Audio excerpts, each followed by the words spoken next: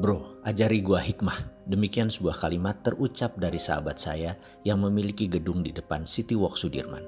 Gedung 30 lantai tersebut, kantornya berada di lantai 29 dan lantai 30. Saya terkejut kenapa tiba-tiba saya baru datang ke kantornya dia berkata demikian. Tapi dia sahabat lama saya. Dia juga mitra bisnis saya. Saya tahu sekali tabiatnya. Dia berhati lembut, sensitif sekali. Dan kalau dia berkata begini, saya jarang komentar.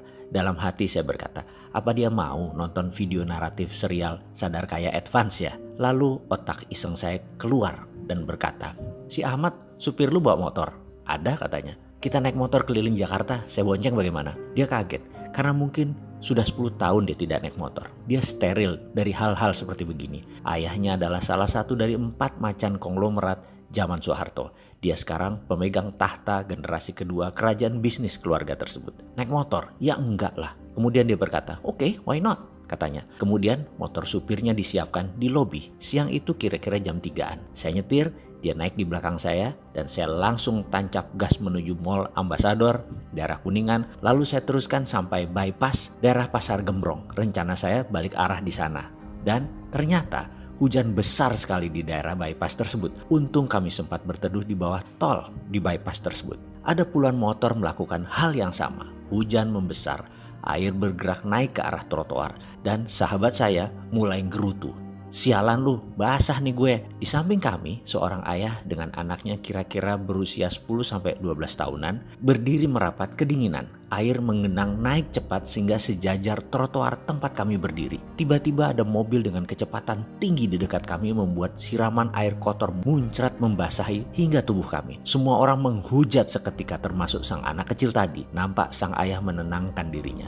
Saya yang berdiri di sampingnya tak kuasa tidak mendengarkan percakapan ayah anak ini. Sudahlah nak, jangan marah. Tapi dia kurang ajar ngotorin semua orang ayah. Kalau kita marah, kata ayahnya, itu energi negatif yang keluar dari diri kita.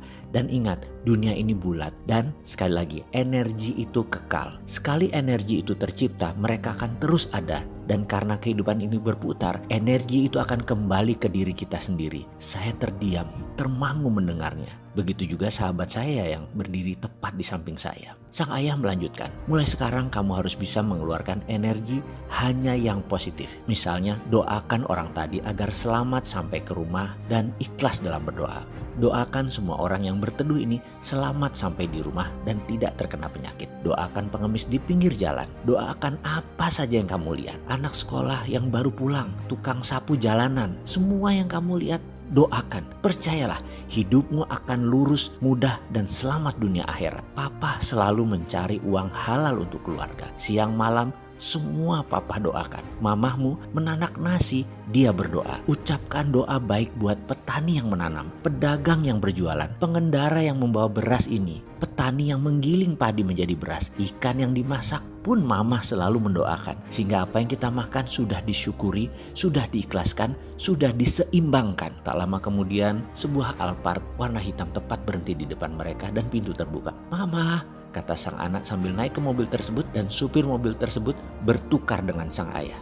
Rupanya ini training day sang ayah ke anak untuk melihat sisi lain dari kehidupan. Itu gumam saya dalam hati. Entah mengapa saya merasa malu teramat sangat. Saya tutup wajah saya dengan helm, menitik air mata saya dan berkata, terima kasih ya Allah, hari ini luar biasa, sebuah pelajaran yang saya dapat. Lalu saya melirik sahabat saya. Ternyata dia lebih parah lagi. Dia menangis deras air mata sambil bergumam, sialan lu bro, lu apain gua? Sialan tuh bapak, kena gua. Gua belum jadi ayah yang baik, gua belum jadi orang yang berpikiran positif. Ya Allah, terima kasih, tobat hamba. Dan saya pun diam saja menanti hujan reda.